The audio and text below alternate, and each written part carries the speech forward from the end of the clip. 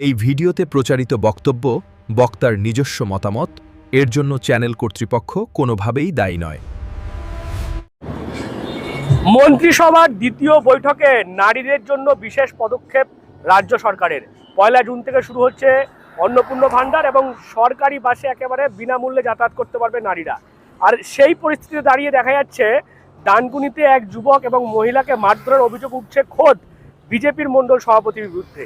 যেমনটা আমরা স্থানীয় সূত্রে জানতে পারছি, ঘটনাটি ঘটেছে 16ই মে 9 নম্বর ওয়ার্ডের উত্তর সুভাষপল্লী এলাকায়।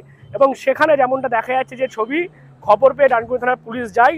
মূলত স্থানীয়রা যেমনটা বলছে যে পাড়ার মধ্যে একটি ক্রিকেট খেলা নিয়ে বচসা হয়, অর্থাৎ বিজেপির মণ্ডল সভাপতি নন্দকিশোর হেলা তার বাড়ির সামনে কয়েকজন যুবক খেলতে যায় এবং সেটাকে বারণ করা হয়। বারণ না শুনলে তারপর বচসা হয় এবং তারপরই যেমনটা এই রণবীর রাজাক নামে যে পরিবার অভিযোগ করছে যে যুবককে মারধর করা হয়েছে, তার মা, যে রণবীর রাজাককে মারধর করা হয় এবং তারপর সে বিষয়টি এসে তার মাকে জানায় এবং তারপর তার মা নন্দকিশোর হেলা অর্থাৎ বিজেপির মণ্ডল সভাপতির কাছে যখন কেন মারা হয়েছে তার ছেলেকে জানতে চায়, তখন কিন্তু পাল্টা সেই মহিলা এবং তার পরিবারের লোকজনকেও গায়ে হাত তোলেন বিজেপির মণ্ডল সভাপতি নন্দকিশোর হেলা।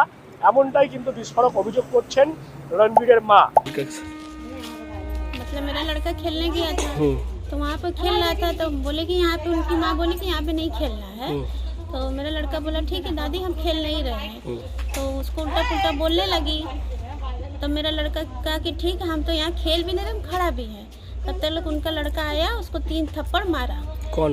वो नंदकिशोर 3 थप्पड़ मार के गाला गाली देने लगा और उसका बहू हाथ ऐसे उसका मोड़ दी और उसकी बहन भी आई मारने लगी। तब तक रोते रोते मेरा लड़का घर पर गया। तब आया बोला मम्मी हमको लोग मार रहा था। हमको कौन मार रहा था? हम गए, बोलते बोलते गए। तब तक पूरा फैमिली मिलके हमको, बहन, उसकी बीवी, नंदकिशोर, उसकी माँ, सब मिलकर हमको मारने लगा, गाला गाली देने लगा उल्टा पुल्टा। तब मेरी जेठानी आई, सब मिलके सबको छुड़ाने लगा। तो उनको भी लगा, हमको भी लगा, मेरी जेठानी को भी लगा। उसके बाद आप पुलिस को पुलिस को फिर गए तो पुलिस केस किए। तो हम वहाँ पे रिपोर्ट लिखा है। रात को पुलिस आया तो पुलिस मतलब यहाँ पे बोला कि आपको थाना में आके जो करना कीजिए, लेकिन यहाँ पे सामने उनको हम नहीं बुलाएंगे। सब कोई पाड़ा में मिल के बोला उसको सामने बुलाइए, सामने माफ़ी मंगवाइए। बोले नहीं ऐसा नहीं होगा। तो घर पर जाके पुलिस क्या बात की क्या नहीं की हम लोग को भी पता नहीं, जाने ही नहीं दिया पुलिस। नहीं चाह रहे कि सबके सामने आके माफ़ी मांगे बस। और वो जो आपको लड़का है वो अभी कैसा है? उसका तो तबीयत खराब था। हाँ अभी ठीक है, गया है दवाई लेने गया, अभी ठीक है थोड़ा। क्यों, क्या लगता है क्यों मारा उसको? मतलब कोई कुछ हुआ नहीं, बस खेल रहा था उसी पे गुस्सा में कि यहाँ पे मत खेलो। एक बार का कांच फूटा था तो कांच लगवाया गया था, तो उसी गुस्सा में कि तुम लोग यहाँ पे क्यों खेल रहे हो, कांच फूट जाएगा, बस उसी गुस्सा में वो लोग मारा है उसको। कुछ नहीं किया। आपको क्यों मारा? वही गए बोलते बोलते गए कि मेरे लड़का को क्यों मारा। तब तक पूरा फैमिली निकल के मेरे ऊपर धक्का धक्की देने लगा। हम तो पूछने के लिए गए जो कुछ हुआ हमसे आके बोलो कि आपका लड़का ऐसा बोला, नहीं यहाँ पे नहीं खेलना है। तो मारना क्यों कि औरत पे हाथ उठाएगा? क्यों औरत पे हाथ उठाएगा? आपके ऊपर भी हाथ उठाया? हाँ मेरी जेठानी गई, उनके भी ऊपर भी हाथ उठाया और उनकी खेती के ऊपर भी हाथ उठाया। कौन उठाया? वो नंदकिशोर। मेरे लड़का को मारा वो बात अलग है, लेकिन औरत पे वो हाथ क्यों उठाएगा? लड़का को तो मेरा ऑपरेशन हुआ है, उसका तो बात अलग ही है, उसका हाथ भी ऐसे मोड़ा तो क्यों ऐसा? अभी क्या चाहते हैं? अभी ठीक है लड़का तो। मतलब वो अपने लड़का को बोला? हाँ लड़का को ही बोला। क्या बोला? कि कमर टूटा है, तुम्हारा मुंडी भी तोड़ के जान से मार के फेंकेंगे तुमको। अभी तो वो पूरा डर में है लगता है।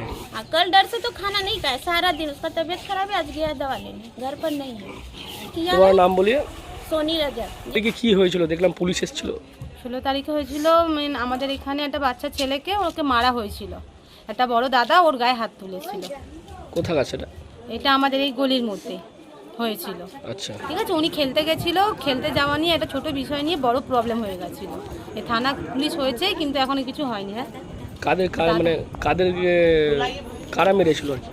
মেরেছিল এখানের একজন দাদা আছে, তার নাম নন্দকিশোর, সে মেরেছিল, গায়ে হাত দিয়েছিল। কেন মেরেছিল? গায়ে হাত দিয়েছিল কারণ ওই খেলতে গেছিল, খেলতে যাওয়া নিয়ে মেরেছিল। ওখানে খেলা যাবে না, আমাদের এখানে তো খেলার জায়গা নেই, রাস্তা ছাড়া এখানে কোনো মাঠঘাট নেই যে খেলবে মানুষ।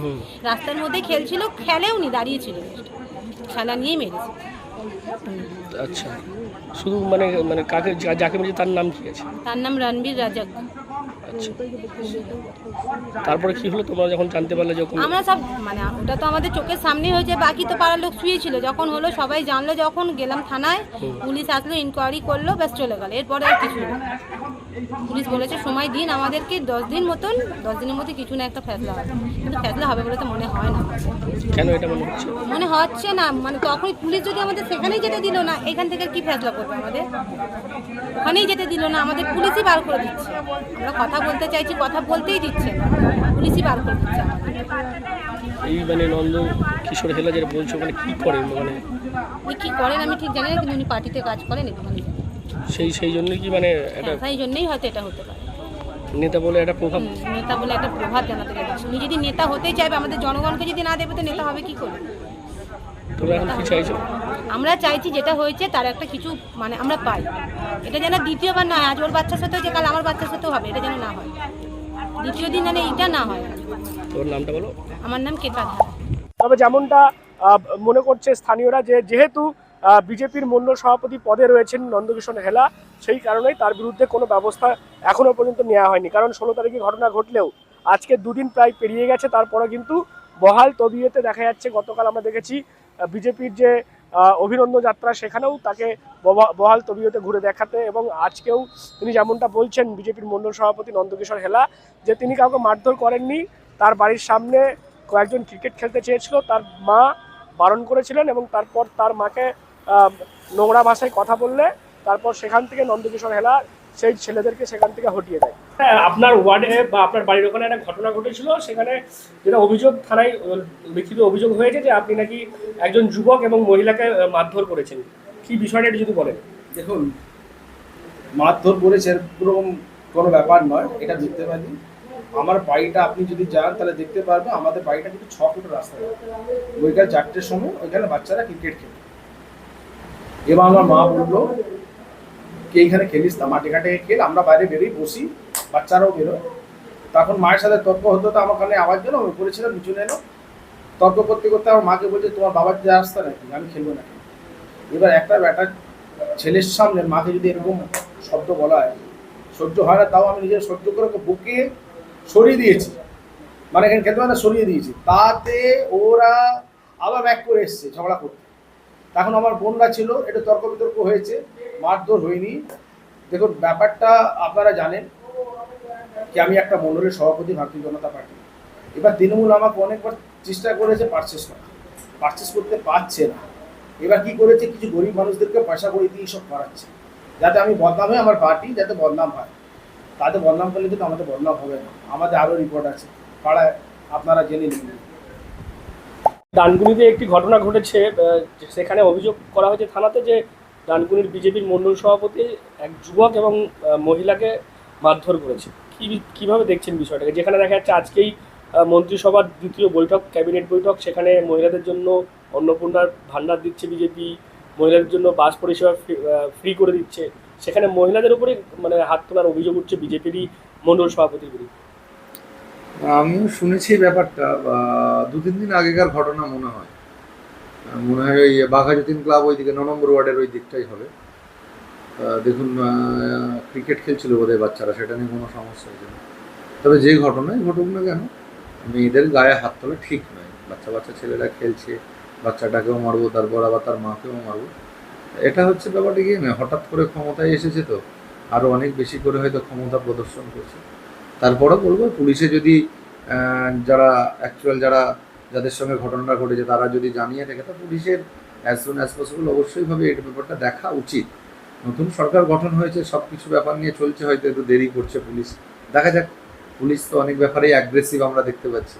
নতুন মুখ্যমন্ত্রীও বলে দিয়েছে অনেক কিছু। আমার নিশ্চয়ই মনে হয় প্রশাসনের ওপর আস্থা আছে, পুলিশের ওপর আমার আস্থা আছে। ডানকুনির পুলিশ যথেষ্ট ভালো কাজ করে। নিশ্চিতভাবে আজ না হয় কাল সে মণ্ডল সভাপতিই হোক আর শহরের অন্য দলের সভাপতিই হোক না কেন, নিশ্চিতভাবে অ্যাকশান নেবেন আমার মনে হয়, আর নেওয়া উচিত।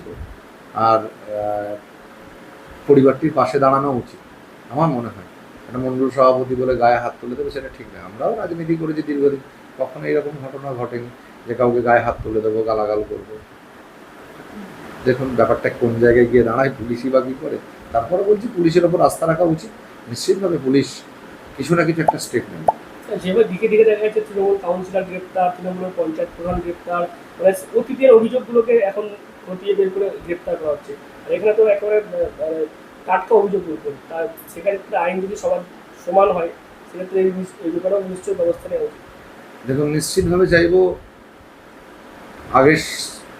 আগের বর্তমান সরকার যারা নেতা, যারা কিছুদিন আগে পর্যন্ত 4 তারিখের আগে পর্যন্ত বিরোধী আসনে বসেছিল, তারা পশ্চিমবঙ্গ পুলিশকে বলতো দলদাস।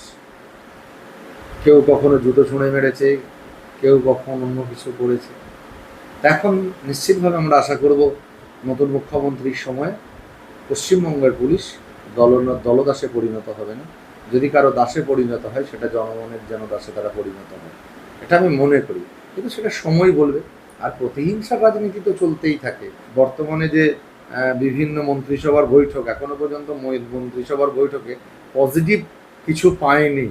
যা কিছু মিটিং হচ্ছে, নামাজ বন্ধ, বুলডোজার চালাও, গরু বিক্রি বন্ধ, এইসব নিয়ে চলছে। ইমাম মুয়াজ্জেম ভাতা বন্ধ, পুরোহিত ভাতা বন্ধ, ডিএ নিয়ে কোনো কথা নেই। দেখা যাক আর কি কি কি কি কি কি চলে। তারপরও চাইব নতুন সরকার মানুষ পছন্দ করেছে, আমি চাইব নতুন সরকার মানুষের জন্য কাজ করুক, সবাইকে নিয়ে চলুক, সবাইকে ভালো রাখুক। সব মিলিয়ে দেখা যাচ্ছে ডানকুনির এই যে ঘটনা, যেখানে অভিযোগ উঠছে একজন যুবক এবং একজন মহিলাকে মারধর করেছে একজন বিজেপির মণ্ডল সভাপতি, সেক্ষেত্রে পুলিশ কি ব্যবস্থা নেয় সেদিকেই আমাদের নজর থাকবে। কারণ আমরা দেখতে পাচ্ছি বর্তমানে বিজেপি সরকার আসার পর থেকেই অতীতে যারা দাদাগিরি, তোলাবাজি এবং হুমকি দিয়েছে তাদের বিরুদ্ধে কিন্তু ব্যবস্থা নিচ্ছে পুলিশ।